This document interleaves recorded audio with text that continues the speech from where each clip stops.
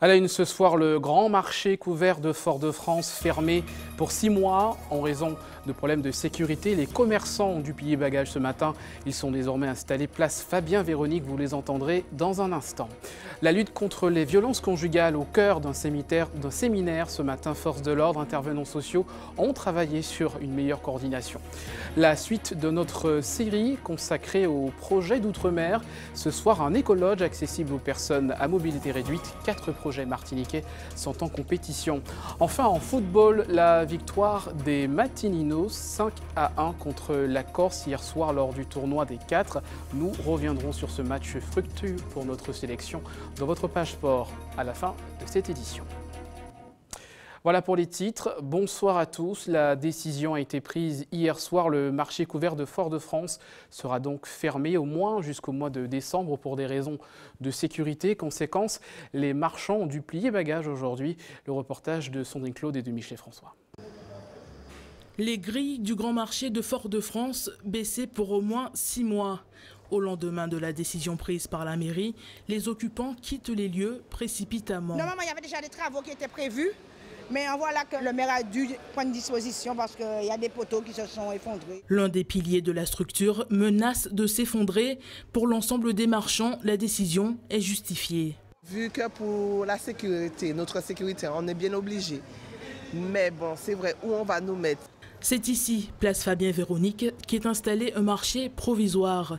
L'espace étant limité, les 70 commerçants devront réduire leur stand. Nous sommes habitués d'être ensemble, on va se serrer et on va y rester ensemble. Autre inconvénient, le matériel devra être désinstallé chaque jour avec comme conséquence une perte de temps et une charge financière supplémentaire. Et oui, il faut payer. Les auberges, tout ça, il faut payer. Il faut payer le matin, l'après-midi pour chailler, va-et-vient, tout ça. Inauguré en 1885, rénové en 1989, le Grand Marché couvert est une institution foyalaise. Il devrait rester fermé au moins jusqu'au mois de décembre, le temps des travaux. Justice en bref, la Cour d'assises spéciale de Fort-de-France a donc donné son verdict dans l'affaire de trafic de cocaïne internationale. Kevin Dour, principal accusé, écope de 22 ans de prison. 6 autres individus ont été condamnés à des peines allant de 4 à 20 ans. Épilogue d'un procès sans précédent et qui aura duré près d'une semaine. Les accusés n'ont pas encore fait appel de cette décision. Comment mieux lutter contre les violences faites aux femmes? C'est l'une des questions à l'ordre du jour d'un séminaire qui réunissait aujourd'hui différents acteurs de la sécurité et du milieu social. La Martinique reste fortement concernée. La majorité des faits sont commis dans l'environnement familial. Voyez le reportage de Yohan Boulard. Chef Chafandon Ludivine, référente des violences intrafamiliales à la brigade du Saint-Esprit, depuis le début d'année, elle a recensé pas moins de 10 cas sur son secteur, souvent entre personnes en couple. Généralement, le conjoint qui est l'auteur des faits, donc l'identification est facile. Donc après, nous, on l'a dans nos locaux, on va vite, on l'interpelle rapidement et en fonction de la gravité des faits, il faut qu'on s'adapte parce que la victime, on ne peut pas la laisser repartir non plus si elle est en danger. D'où la présence ici de différentes associations offrant hébergement ou tout autre service. On met en place des formations pour le personnel. Chacune d'elles bénéficiant de partenaires d'accompagnement post-violence a organisé un réseau. Ça peut passer par contacter des professionnels du secteur de la santé, physique, psychique. Ça peut passer par contacter des personnels juridiques. J'en connais que les victimes avec une équipe pluridisciplinaire, donc une psychologue, une éducatrice spécialisée, une monitrice éducatrice. Et donc on fait un travail, je veux dire, d'équipe autour des victimes. Pour la plupart des femmes, car 70% des violences intrafamiliales sont exercées à leur encontre. Des viols, des agressions, allant parfois jusqu'au meurtre. Au-delà des sanctions pénales, l'objectif du séminaire est de prévenir et d'améliorer la qualité de réponse des institutions. Par exemple, nous avons mis en place une fiche de détection des cas particuliers que les associations vont nous renvoyer au niveau des brigades de gendarmerie. Les atteintes interpersonnelles volontaires représenteraient 25% du total des cas de violence sur l'île. Un chiffre 2,5 fois supérieur à celui de la moyenne nationale, en grande partie dû aux violences faites aux femmes. En bref, fin de l'alerte à la pollution de l'air. Toutes les mesures d'interdiction sont donc levées par la préfecture. La qualité de l'air est redevenue normale grâce notamment aux pluies qui se sont abattues ce vendredi en Martinique. Solidarité maintenant avec la collecte de dons lancée aujourd'hui par la Banque alimentaire de Martinique. La campagne doit durer jusqu'à dimanche. Ce matin, vous le voyez, les bénévoles étaient situés dans plusieurs supermarchés. Cette année, ce ne sont pas des denrées alimentaires qui seront récoltées, mais des fonds. Explication avec Éric Dédé, membre de l'association, interrogé par Michelet François. On écoute. Anciennement, les clients du magasin rentraient et achetaient du riz, des conserves, des pâtes, etc. Donc ce qui fait qu'on se trouvait tantôt avec trop de riz ou pas assez de pâtes, etc. Donc en changeant ce processus qui se pratique déjà sur l'Hexagone, le client il fait un don. Il peut procéder à l'arrondi, c'est-à-dire que si sa facture fait 10,99 €, il dit je fais l'arrondi et il va payer 11 €, il y aura 1 centime pour la banque alimentaire. Sinon, il peut dire aussi, bon ben je donne 2 € à la banque alimentaire et donc sa facture va faire le prix plus 2 €. Ce fonds est collecté dans le magasin et représente un pouvoir d'achat de la banque alimentaire. Et c'est extrêmement intéressant parce que ça lui permet d'acheter exactement ce dont elle a besoin. Ça lui permet aussi de ne pas stocker en masse des produits comme les pâtes ou le riz qui peut s'avarier. Donc, elle achète non seulement au besoin, mais elle achète des produits frais. Voilà pour cette opération qui va durer donc jusqu'à dimanche. Dernier volet de notre série consacrée au projet d'outre-mer, un concours lancé dans le cadre des Assises de l'outre-mer. Vous le savez, 4 idées ont été retenues en Martinique. Parmi elles, l'ambitieux projet d'allier écologie, tourisme et accessibilité pour les personnes en situation de handicap, découverte avec Yohan Boulard. L'idée de Sandra, un écolodge. Une structure d'accueil touristique nouvelle génération, implantée sur un site semblable à celui-ci. Son objectif, offrir du rêve au naturel, en harmonie avec les 5 éléments. La terre. Il y a également l'air. Donc vous avez vu que c'est un lieu qui est très ventilé. Et pour un écolodge, il faut pouvoir ne pas utiliser tout ce qui est climatique, c'est-à-dire climatiseur et choses comme ça. Donc utiliser l'air. Vous aurez le feu, puisqu'il s'agira pour nous parfois de faire ce qu'on appelle des feux de camp. Cette mare qui va représenter l'eau et qui va nous permettre en tout cas, avec cette eau paisible, d'aider les gens à apprendre à venir et rentrer en eux-mêmes pour être au plus calme. Et donc avec le 5e élément qui va être la relation avec l'univers, la relation avec l'environnement. Entre 5 et 75 chambres, des modes d'habitat écologiques comme il en existe déjà, mais ici, en plus des soins ou de la restauration, un espace dédié aux personnes en situation de handicap devrait voir le jour. Vous aurez aussi une thérapie nouvelle que l'on va apporter qui s'appelle l'acinothérapie, qui est la thérapie par les ânes et qui est utilisée notamment au Canada pour les enfants atteints d'autisme et de d'autres troubles 10. Un projet au volet social et touristique qui s'inscrit aussi dans le développement durable via une économie alternative basée sur la conservation du patrimoine. Nous avons trouvé un banane figue pomme que beaucoup de monde a cherché en France, mais nous avons trouvé ici. Et puis nous avons trouvé un bagage qui est important, c'est Corosola et puis cacao. Et puis ça c'est curcuma pays. Et nous avons utilisé pour transformer et pour faire des bagages épis, conji, carotte et puis curcuma. Et puisqu'ici, rien ne se perd, rien ne se jette et tout se transforme, le site sera aménagé avec des meubles issus du recyclage. Vous avez encore donc 6 jours pour voter pour tous ces projets sur le site internet consacré au projet de l'outre-mer. Une page culture maintenant avec le festival Belay qui a commencé hier soir au Grand Carbet avec notamment une conférence et une présentation de l'histoire du Belay, les images et les réactions recueillies par Michelet François.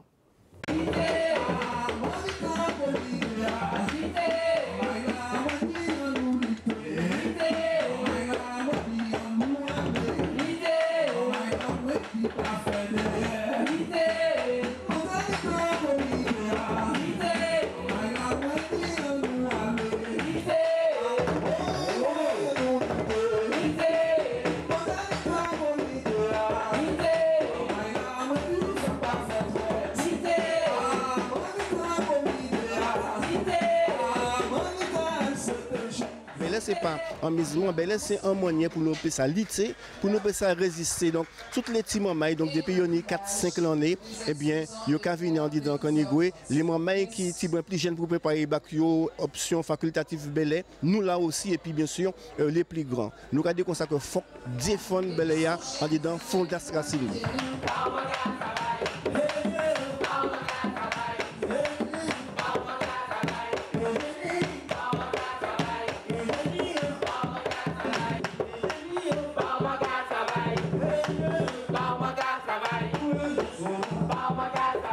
Il faut que nous créions dans l'histoire, dans la culture, des bases, des repères et aussi des moments pour nous sembler peuple nous à l'entour culture. C'est culture qui permet que le monde fait peuple. Et là, nous savons que Belé, Tamboura participer à dans tout combat Martinique. Aujourd'hui, jour, nous allons continuer même la là et c'est en ce sens que Belé Douba a fait.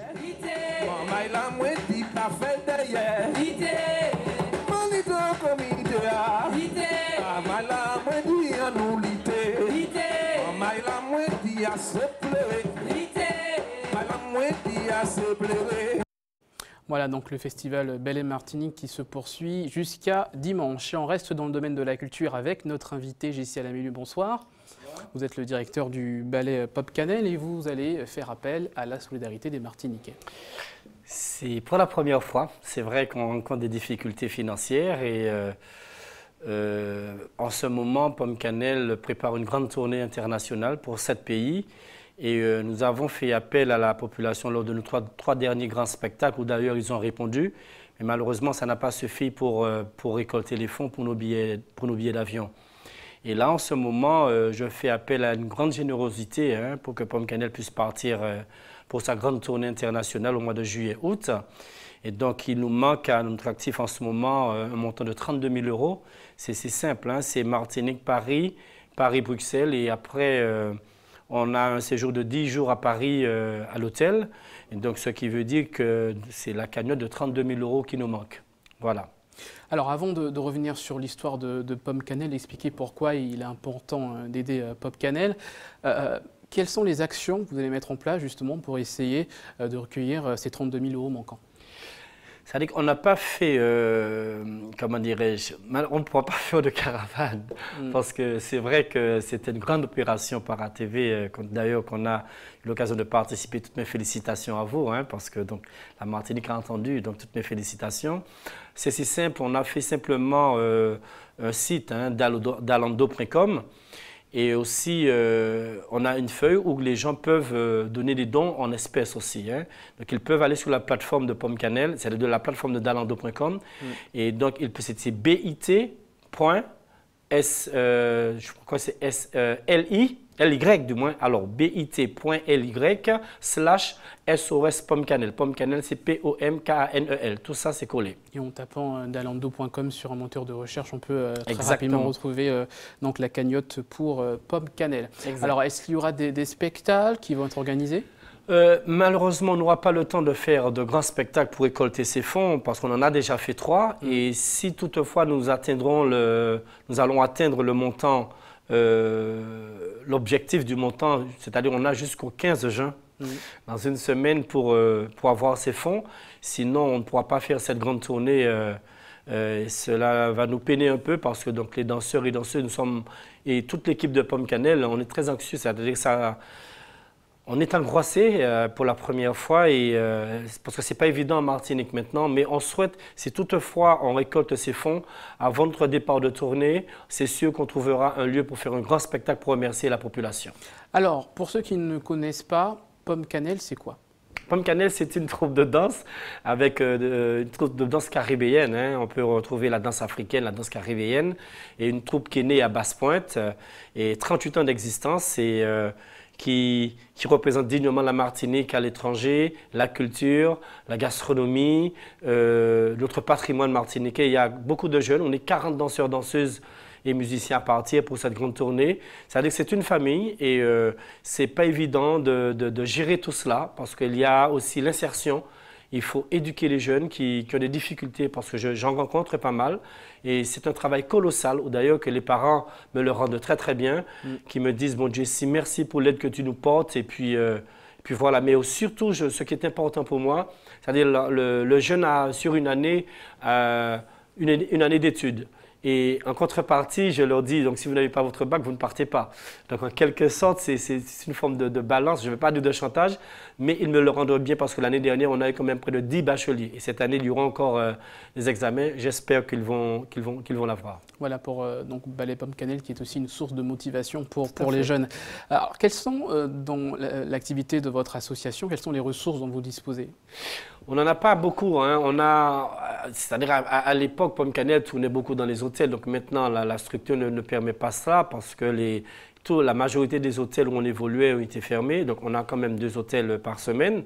Et après, les prestations privées, ça peut être fait patronal ou autre, mais ce n'est pas rentable comme auparavant. C'est vraiment pas rentable. Et on a de grosses difficultés de ce côté-là. C'est la raison pour laquelle, pour la première fois depuis 38 ans, que Pomme Cannelle est face à ce problème. Et ça touche énormément, pas seulement Pomme Cannelle, hein, mais aussi il y a 3 ou 4 ballets qui vont voyager cette année. Ils ont des difficultés aussi, comme nous. Mais là, on va faire 7 pays et en quelque sorte, ce n'est pas donné à tout le monde. C'est vraiment difficile. Au niveau des aides, notamment de collectivités, est-ce que vous êtes soutenu? Je dirais que Pomme Cannelle a déposé son dossier tardivement. Donc, je ne vais pas mettre la cause à la collectivité territoriale, pas du tout. Donc, ils m'ont dit de déposer un dossier et en fonction du dossier, ils verront ce qu'ils peuvent faire pour Pomme Cannelle. Et d'ailleurs, je tiens à les remercier, mais on est en relation avec la collectivité territoriale.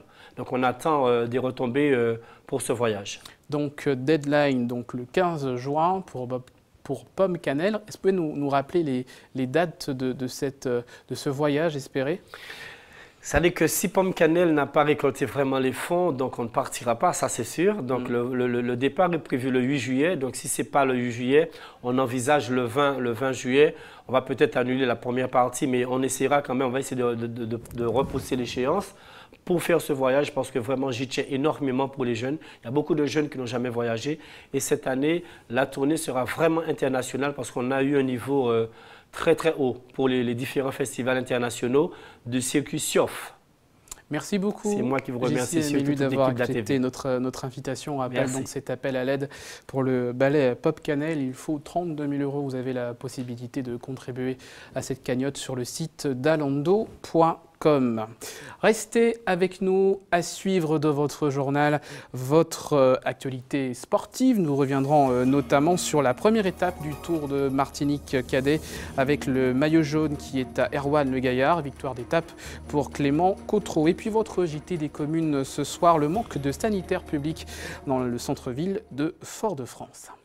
Du cyclisme maintenant, je vous le disais, le Tour international cadet de Martinique, victoire d'Erwan Le Gaillard lors de cette première étape cet après-midi. Le sociétaire du Mandilina Bikeuse conserve son maillot jaune acquis hier soir lors du prologue. La victoire d'étape revient à Clément Cotreau. Le résumé de la course signé Marc-Olivier Dream.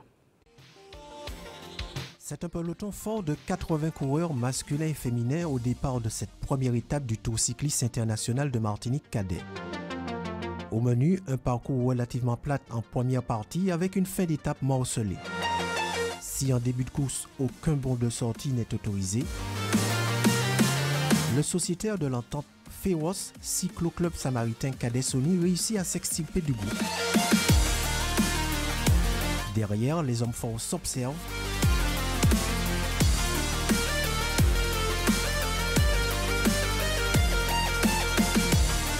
Tout comme Audrey Biancolin qui se mêle aussi à la bagarre. Cet esprit, Petit Bourg, de retour sous la RN5, l'homme de tête est repris peu avant Rivière-Salée. C'est un peloton groupé qui se dirige alors vers le giratoire de Trois-Rivières.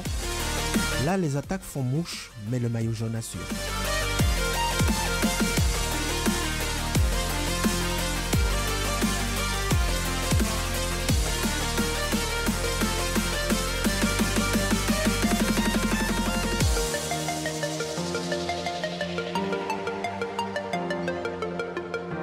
Dans Gorézin, le peloton étiré se dirige vers Trois-Rivières où les escarmouches reprennent.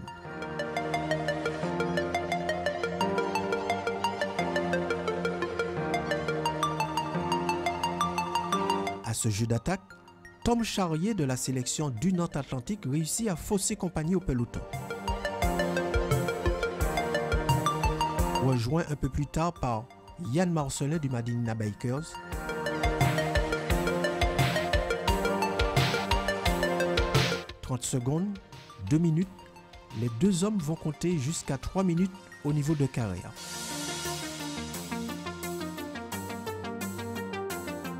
Au pied de Mont-Lacroix, les échappés sont en ligne de mire du peloton, mais Marcelin réussit à basculer au sommet en tête.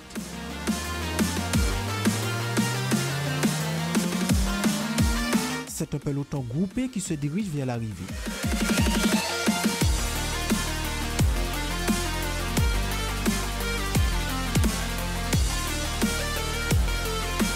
Une fin d'étape qui profite aux coureurs de la sélection du Nantes-Atlantique qui règle le sprint du peloton en 2 heures, 6 minutes, 11 secondes. Déjà, on essaie de défendre le maillot à poids de Lucas, puis après essayer de prendre les bonnes échappées, puis après quand on est revenu sur Tom, ça laissait jouer au sprint et l'arrivée me plaisait bien, du coup après on a tout fait en sorte pour gagner. Une première étape rapide, mais qui permet aussi à Audrey Biencolin de rester parmi les meilleurs. Ça s'est bien passé pour l'instant. Depuis hier, j'ai de très bonnes sensations au niveau des jambes. Et après, c'est vrai que c'était très nerveux. Je préférais prendre des précautions et ne pas jouer le sprint final, même si j'avais envie. Mais je préfère rester entière jusqu'à dimanche. À l'arrivée, une Nantes-Atlantique remporte une belle victoire d'étape. Mais au général, il vient de le dire, il conserve son maillot. Mais attention, les écarts sont très réduits. Demain, il y a 2 demi-étapes. Ça risque d'être très animé. Demain, les rescapés quitteront la commune du Vauclin pour Sainte-Anne, terme du premier tronçon. Dans l'après-midi, le deuxième tronçon déterminera les meilleurs chronos entre Sainte-Anne et le Marin.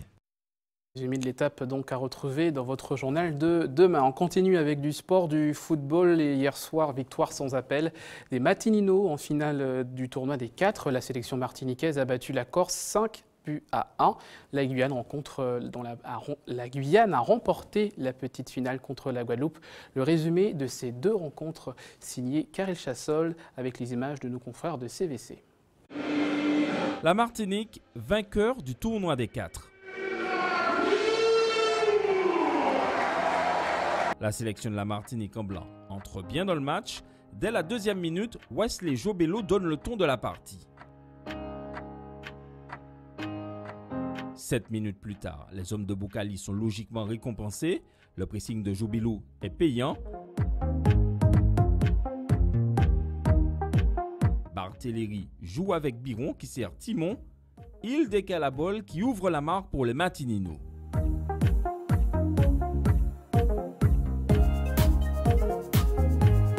Le match est rythmé, plutôt de bonne facture. Les Corses mettent une vingtaine de minutes avant de réagir. Ce coup franc de Cavalli est repris de la tête, Chauvet est à la parade. Et les Corses se montrent dangereux, principalement sur coup de pied arrêté. Cavalli distille à 2 reprises de bons ballons vers ses partenaires, mais soit Chauvet est vigilant, soit c'est son poteau qui le sauve comme ici à 10 minutes de la pause. Dans la foulée, sur un contre rapide, Michael Biron décale Yann Timon. Il sert Wesley Jobello, les Matinino mènent 2-0.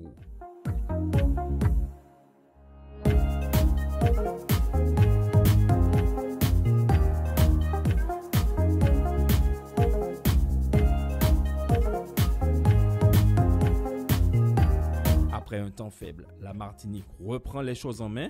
Dans les arrêts de jeu, Michael Biron est crocheté dans la surface. Penalty. Il est transformé par Yann Timon. À la pause, la Martinique mène 3-0. Au retour des vestiaires, les Corses se montrent plus entreprenants. Après l'heure de jeu, suite à cette erreur de dégagement du portier corse, Bruno Gougy récupère la balle. Il fixe et dribble son adversaire avant d'ajuster Vincent Zini. Ça fait 4-0. Dans la foulée, sur ce contre, les Corses sauvent l'honneur par Jean-Jacques Mandrichi. Et si les 2 équipes finissent à 10, Irel et un Corse sont expulsés suite à une altercation. L'essentiel est ailleurs. Dans les arrêts de jeu, les Matinino corsent l'addition. Lancé en profondeur, Grégory Pastel prend de vitesse Vincent Zini et marque dans le but vide. La Martinique s'impose 5-1. On est en phase de progression. Je crois que sur la rigueur, sur la façon d'aborder les matchs aussi, il y a ça aussi. On prend toujours un petit peu de temps avant de rentrer dans les matchs. Et puis derrière, je crois que c'est notre capacité aussi à se maîtriser émotionnellement. On a vu ce soir, on a eu du répondant en face et des fois, on est peut-être plus calme et mieux gérer les choses. Mais je crois que c'est déjà pas mal pour une nouvelle campagne. Le match pour la 3e place est dominé par la Guyane en jaune. Elle rentre bien dans la partie et après quelques occasions,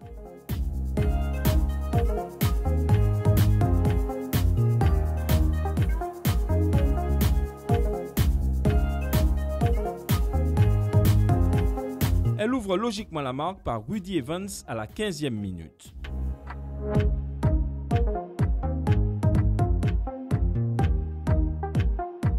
Une ouverture du score qui réveille les Guada Boys jusque-là inoffensifs. Mais à la pause, le score est d'1-0. À la reprise, si les hommes d'Angloma sont tout près de l'égalisation,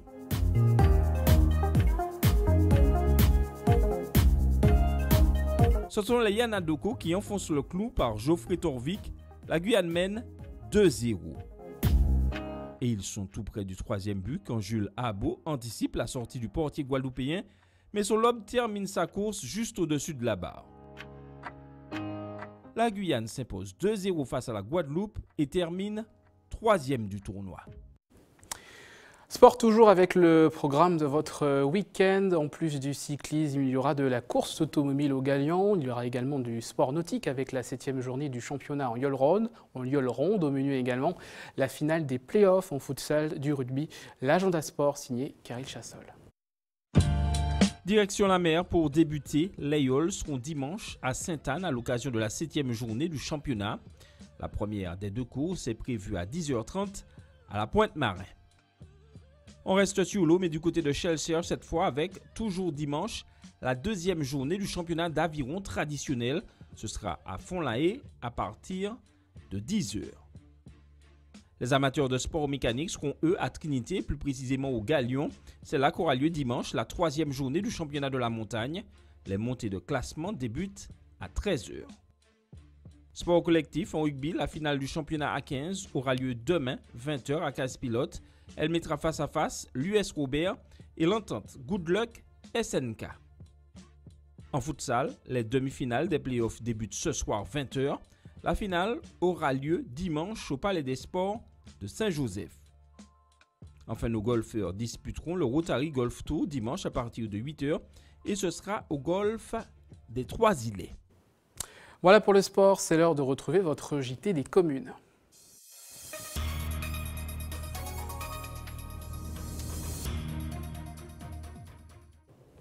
Et ce soir, direction Fort-de-France, 85 000 habitants et pas de sanitaire public. Un problème récurrent dénoncé par une citoyenne rencontrée par Hubert Bornil. Regardez. Le manque de sanisette ou de WC dans la ville de Fort-de-France, un vrai problème pour les usagers, mais les commerçants également. Une situation qu'on a soulignée il y a déjà quelques mois, mais on note dans les différents points que nous avons regardés dans le centre-ville que la plupart des points sanisettes ont été enlevés. On ne sait pas pourquoi.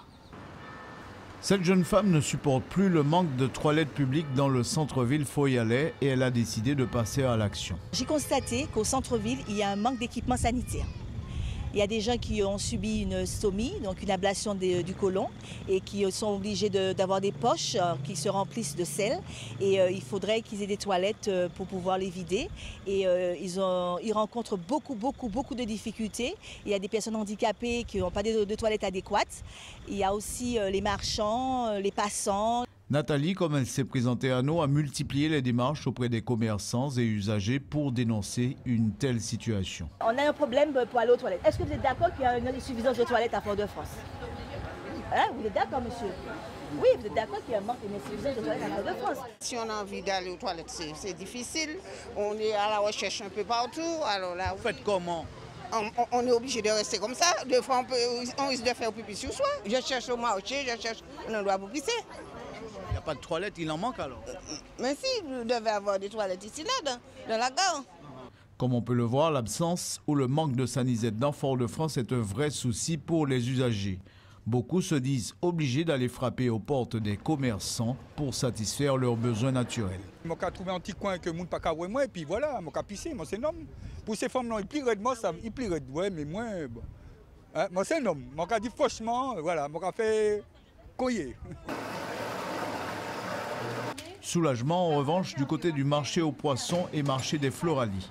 Les toilettes sont opérationnelles depuis peu, mais il faut réclamer la clé auprès de l'agent de service. Quelle que soit la personne qui me demande, je lui passe la clé.